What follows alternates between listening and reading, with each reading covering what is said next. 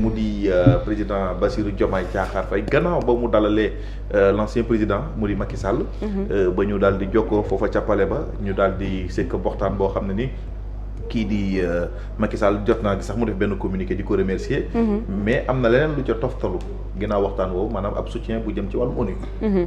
jërëjëf Bara comme ni nga ko waxee c'est officiel maintenant l'État du Sénégal dafay soutenir ki nga xam ne moom moo di l'ancien président du Sénégal muy Macky Sall ca li nga xam ne rek moom moo di poste bi muy jéem a wut fële ca secrétariat général bu ONU ndax ci communiqué bi rek ñoom lu ñu daal di xamle mooy dañu koy soutenir pleinement waaye itam dinañ teg lépp luy moyen pour daal di jàppale ki nga xam ne moom moo di le président Macky Sall ngir mu daal di jot boobulee poste ci noonu ñu daal neen dinañ utiliser ay moyens diplomatiques dinañ ut moyens yi nga xam ne moom moo di maanaam réseau yi nga xam ne moom la ñu am dans le monde entier mobiliser pleinement lépp luy promouvoir li nga xam ne rek moom moo di candidature président Macky Sall état bu Sénégal dina ci taxaw ba mu mat sëkk ngir rek def le maximum pour mu mën a am poste boobu nga xam ne mu ngi koy wóotu ci Nations Unies di fàttali rek ni le président Macky Sall ñëwoon na fi vendredi dernier daal di jàkkaarloo woon ak le président Bassirou Diomaye Diakhar Faye ci wàllu woowule ba sax waxtaan ba jeexee daal dina ñuy def benn communiqué gouvernement bu Sénégal def na communiqué mais fësalul woon exactement ndax dañu koy jàppale wala duñu ko jàppale le président de la République tam Macky Sall bi mu noppee moom tamit gis nañu poste bi mu njëkk a def aussi daf ko jagleel ñi nga xam ne ñoom ñoo nekkoon public am waaye ni ki tey ci suba ci le président Macky Sall doogay félicité officiellement le président Bassirou Diomaye Diakhar Faye ci dalal bi nga xam ne dalal na ko ginnaaw félicitations yooyu ginnaaw remerciement yi nga xam ne def na ko ci suba si ci ngoon gi la ñu daal di jot bile bataaxal buy wax ni que dinañ soutenir pleinement le président de la République Macky Sall. soutenir waa li loolu tamit lu ñu doon waroon xaar la gannaaw ba ñu jokkoowee gisante ca palais ba tey jii nii bu ñu xëyee dégg na soutenir ko warul bett kenn. waaw boo xoolee lii mooy yoon parce que même vendredi dernier bi ñu toogee fi man ak yow. nee naa du bett kenn bu président Bassirou Diomaye Faye soutenir la candidature du président ancien président Macky Sall au nom du peuple sénégalais parce que aussi il faut que ñu rappeler loolu que c'est pas que président Bassirou Diomaye Faye moo soutenir candidat Macky Sall si boppam mais au nom du peuple sénégalais parce que dañoo wax naan dañoo lancé woon benn pétition que ne oui sénégalais bëgguñu Macky Sall nekk secrétaire général au poste du secrétaire général de l'Organisation des Nations Unies parce que dafa am lu fi jotoon xew mais quand même man gëwuma woon ne président Diomaye mën na dalal Macky Sall fii si palais bi mu def déplacement mobilisation am fii lu ne am fii nga dalal ko palais après nga bëgg a xëy nga ne ànduma si candidature am beneen d'autant plus dafa am lu am solo sax loo xam ne dañ ko fàtte souligner mooy bi mu ko recevoir à 2 jours lañ ci teg président Bassirou Diomaye Faye ñu fal ko si session bi doon am fële sa douane CEDEAO mu nekk actuellement le président en exercice de la CEDEAO kon kooku d'abord moo war a njëkk a wane le bon exemple ba pare parce que Côte d'Ivoire mënul soutenir la candidature du président Macky Sall Guinée-Bissau soutenir ko yeneen réew yi nga xam ne si biir CEDEAO la nekk bu ko soutenir après Sénégal bañ donc loolu du sax logique donc li logique mooy li am nii mooy bi nga demee ba dalal nag koo xam ne xëy na bi ngeen di nekk si opposition bi àndoo woon ak moom gis-gis si wàllum politique mais boo demee tey ba mën koo recevoir kon war nga koo mën a soutenir léegi nag laaj bi mooy tout à l'heure maa ngi koy wax avant ñu yegg émission ban impact la mën a indi c'est-à-dire réew yi nekk si Afrique notamment CEDEAO ak Sénégal bi nga xam ne foofu la mooy pays d'origine bu président Macky Sall bi war a wuutu mbootaayu xeet yi donc ban impact la ko war a indi parce que tey jii nii Vladimir Poutine bu douane Russie war na ko daal di dalal donc loolu mooy laaj bi nga xam ne war nañ koo samp ndax dina nekk impact buy positif lool buy poser benn poids boo xam ne quand même mën na see am njort bu rafet si poste bi nga xam ne moom la bëgg a jiite muy EG bu ONU waaye li am solo ba am solo mooy am na loo xam ne kenn du ko pardonné ki nga xam ne moom moo di le président Bassirou Diomaye Faye certainement une partie des Sénégalais yi nga xam ne ñoom bi président Macky Sall di fi dugg si ñoom dañoo def conférence de presse wax ne du yoon président Macky Sall dugg fi sans pour autant mu rendre compte parce que am na lu bëri lu fi xewoon wax naa ko mooy am na ay morts yi fi xewoon sur le plan économique si wàllum dette am na lu fi xewoon donc lu mel noonu mu dugg fi ba ki nga xam tey moom moo fi toog te démb doon na wax ne dañoo war a rendre li nga xam ne moom mooy justice amal li nga xam ne également moom moo di rendre compte les Sénégalais je pense que bu demee tey ba dalal kooku ànd ak moom engagement bi mu jël la mais certainement dina am si une partie de la population boo xam ne acte boobu du doon loo xam ne lu leen neex la waaye daal lu si am solo mooy Macky Sall doomu réew mi la et je pense que poste bi muy wuutu bu tey bu di yàlla defee ba mu jël ko mën na jëriñ waxuma la ak Sénégal mais mën na jëriñ quand même li nga xam ne moom moo di Afrique te loolu sama gëm-gëm personnel la quand même si li nga xam ne moom moo di situation boobu. président nga nekk koo xam ne da ngay suivre baax a baax politique bi xam ci lu bëree bëri est-ce que tamit war naa metti nit du fait que le président de la République di soutenir ki nga xam ne moom la fi wuutu et aussi tamit jokkoo bi nga xam ne jot nañ ko jokkalante la fois passée xaaroon nga ko ak lan moo changé ci diggante bi ba président de la République nga xam ne 2 ans ci ginnaaw moom moo doon waxu wàllum topp ki nga xam ne moo fi nekkoon 2 ans après moom moo mujjee ñëw mu recevoir ko ci palais bi lan moo changé ci diggante bi ak taxawu gi nga xam ne war na koo taxawu lan moo war a tax mu metti ñenn ñi. bon question ñaari laaj la. man d'abord li may trouver anormal mooy qu'un ancien chef d'État du Sénégal am problème ñibbi si réewam loolu je trouve ça anormal. La deuxième chose, je partage au début le point de vue du président Bassirou Diomaye Diakhar Faye. di Macky Sall bu mu nee day bëgg a nekk candidat pour jiite Nations Unies ku mu war a njëkk a waxal même su fekkente ne le président burundais et le président en exercice de l'Union africaine. balaa ngay def dara da ngay yëkkati sa téléphone quel que soit ton différend avec ton successeur da nga yëkkati sa téléphone nga yëgal ko. loolu mooy yoon. ci côté boobu man balaa Bassirou Diomaye Diakhar Faye di wax dafa amoon position bi mu adopté woon dama ne woon mënuma comprendre loolu bind naa ci sax mais bu mu demee ba expliquer si j'étais à sa place peut-être que je ferais pire mais un président de la République boo xasee toog ñëpp ngay accepter donc ci diggante bi li fi xew loolu aussi mën nga ko analyser si wàllum politique rek nga ko mën a analyser. C'est que aujourd'hui au sommet de l'État il y avait une sorte de hiérarchie. Ousmane Sonko Bassirou Diomaye Diakhar Faye. séparation boobu noonu moo entraîné c'est la conséquence de la séparation entre Bassirou Diomaye Diakhar Faye et son ancien premier ministre Ousmane Sonko. moo tax mu am rapprochement davantage entre Macky Sall et le président Bassirou Diomaye Diakhar Faye. loolu ku wax loolu la ku waxul c'est la même chose maintenant beneen aspect bi man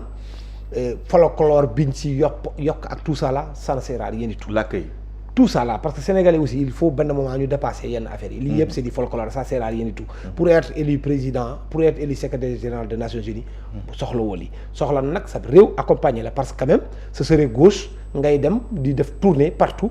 alors que ton propre pays du la soutenir loolu quand même c'est un peu paradoxal mais léegi am na ko ba pare le reste là moi je rentre pas dans la politique parce que retouram il fallait montrer def lii def lële et tout ça man je mets ça dans le compte de la politique et ça peut se comprendre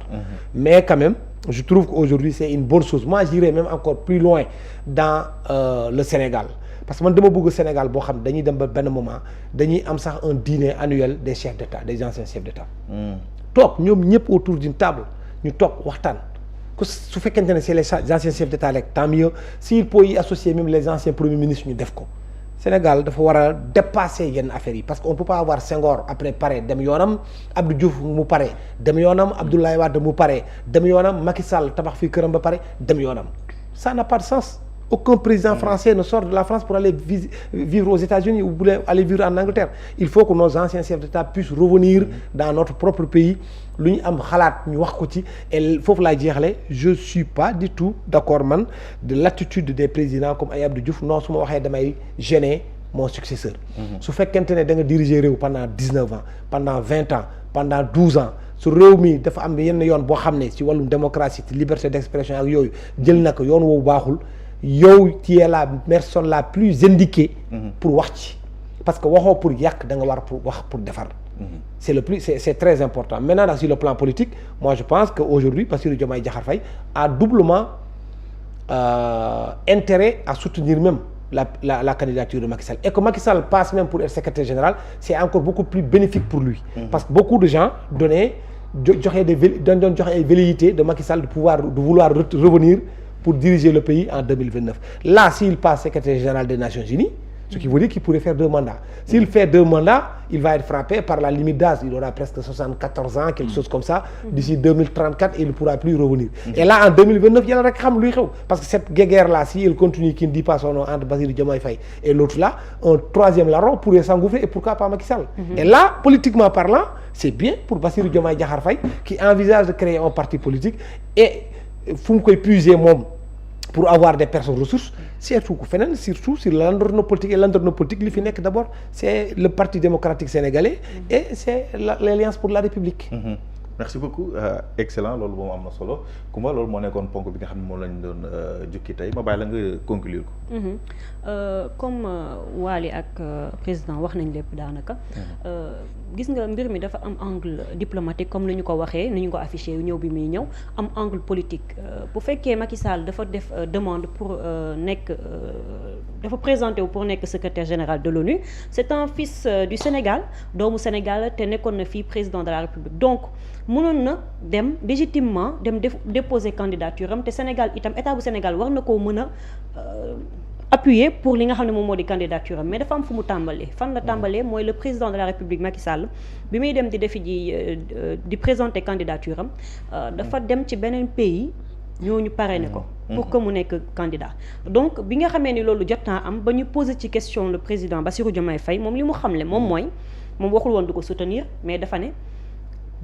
jaarul ci man dem na ci yeneen chef d'état ba man samay homologue ñoo ma woo ne ma diw dafay dafay déposer candidature am donc ñëwul ci man ku ñëwul ci man mënumaa wax ak yow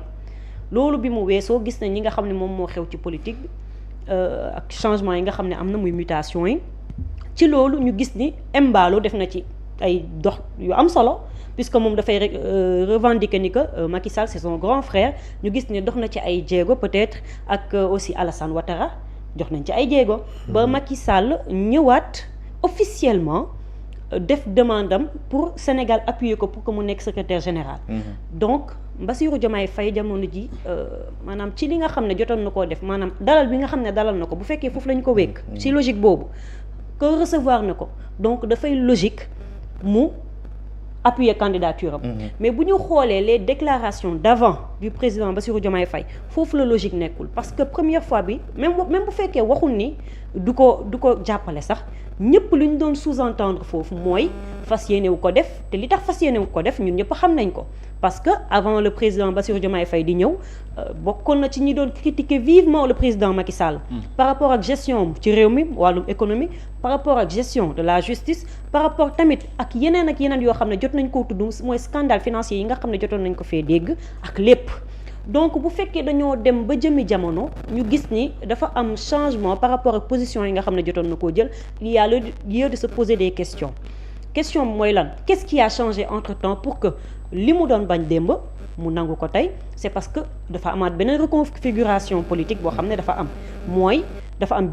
bipolarisation boo xam ne dafa am au sommet de l'État mu nekkoon lan ki nga xam ne moom moo nekkoon mentor politique am muy Ousmane Sonko ñoom ñaar neexootuñu te appareil politique bi instant bi fi gën a mag Pastef moom moo ko détenir le président de la République Bassirou Diomaye Faye fas yéene teg beneen appareil politique muy parti politique bi nga xam ne bëgg na koo fësal ba sax wax na ni le 25 la ñuy fësal tour bi donc dafay am bu wàññee front yi nga xam ne moom la nar a attaqué daf koy bénéfique parce que mënoo di xeex ak Pastef d'un côté xeex ak APR de l'autre maanaam ñaari appareil politique yi gën a mag ci réew mi Pastef la beneen bi APR donc pour nga mën a yow am gain ci sa politique bi nga xam ne yaa ngi koy mëne da ngay wàññi benn front maanaam mënoo di xeex ak Pastef wax xeex ak di APR donc xam nga ni bii moom moo gën a sedd te mën nga négocier ba wàññi au moins sax nga mën a utiliser sa ñaari loxo pour dóor ci benn boor nga wàññi boobu noonu parce que Macky Sall bu fekkee le président Bassirou Diomaye Faye dafay appuyer le président Macky Sall foofu dafay am sympathie wu APR bi nga xam ne ëllëg bu fa bëggee puiser pour moom parti politique am du ko jafe lool. wala sax bu fekkee futur camp présidentiel yi nga xam ne ñu ngi ci ñëw muy 2029 Macky Sall bu fekkee moom mu ngi ca poste secrétariat bi dina tal leneen lu dul nekk di présenté wu te gis nañ lenn loo xam ne réussir na ko mu nekk un signal fort pour le président de la République Bassirou Diomaye Faye mais aussi pour Ousmane Sonko. lan la ñu gis parce que bi mu demee ak léegi daanaka ñëwul. donc ñëw bi nga xam ne ñëw na ko gis nañ mobilisation bi nga xam ne jot na ko am donc il peut toujours être dangereux face au président Bassirou Diomaye Faye donc le mieux c'est que mu jéem a dindi front boobu am sympathie même bu fekkee sax du ko jàppale ouvertement s'il est occupé à être secrétaire général de l'ONU ses partisans pourront l'aider même bu fekkee defuñu ko officiellement suñu def ko sur des canaux officieux ba moom mu mën a gën a agrandir appareil politique am parce que le temps presse te 2029 ñëw na ba pare. super 2029 ñëw na ba pare yàlla na ci yàlla yóbbu ak jàmm ñëpp fekkee ko kenn bañ a wute mais bu kenn wute amiin amiin waay fekkee ko dem di couvrir daw di yéeg inchallah bu ñu xoolee bureau de vote bii di am na fa nangam loolu moom namm nga ko moom avant 2029 sax am nañu yaakaar ne 2027 am nañu yaakaar ne 2027 parce que président saisir na Ñu couplé conseil ñaari constitutionnel kii. Oui. pour ñu coupler ñaari élection yi. mais c'est je ne élection crois pas mais que ça va dégg naa nag aboutir. Ndiaga Sylla xam nga c'est un expert électoral. nee na loolu mënul nekk. je ne crois Comme pas non, que ça jël va local jël aboutir hein. législatif def ko benn élection. mais lu si mënti am conseil constitutionnel ñu ngi koy xaar. mu daal di si aar. attendons de voir balaa ñuy dugg ci waxtaan bi ñu remercier au Casamance bi nga xam ne mi ngi gunge ci émission bi bii nag moo di eau gazeuse bi keroog gis naa ci waaw sa préfet wax naa jëwriñ boo dem mu jox la 5 nga yóbbaale dégg nga ne ko ci ndigalu baara nga la jox 5 no wax ko madame Diallo jëwriñ dama ko xaw a rus ko madame Diallo bii gis naa ci benn technique keroog ay fruits laa gis ko orange genre orange oui oui la dagg infusion sotti ko ci waaw oh nañ ko essayé fii ak xam suba nga lan lay On va xam nga essayer ça lan lay doon demain. mojito rek lay doon moo mojito moom lay doon du nit def ci say quelques feuilles de menthe def ci sa citron suba wala sa suba ñu orange. tëmbal glace def ko nii nii heure bi indaale glaçon suba sooy ñëw dégg nga ñi ngi jaajëfee COSEDI di aussi bi nga xam ne moo ñuy proposé produit yi ngay di gis nii meew lalia zëm warga ak li nga xam moo di huile miss vinaigre miss yooyu yëpp am na solo mais aussi bi ngeen di gis nii moo di maison du fragrance ñëwaatal ma ci bii nag vraiment élargement rek ñu ngi lay nuyu baax a baax sama parfum yëpp jeex na waaw sama doom yi ñoo ko gën a bëgg jox ma DS bi maa ngi leen di nuyu bu baax a baax la famille acca Pape Omar ñu dal di dugg ci waxtaan bi bi nga xam ne nii dañoo nekkoon ci coupe du monde bu neex ñii ne neexul ñii ne neex na loolu xam naa man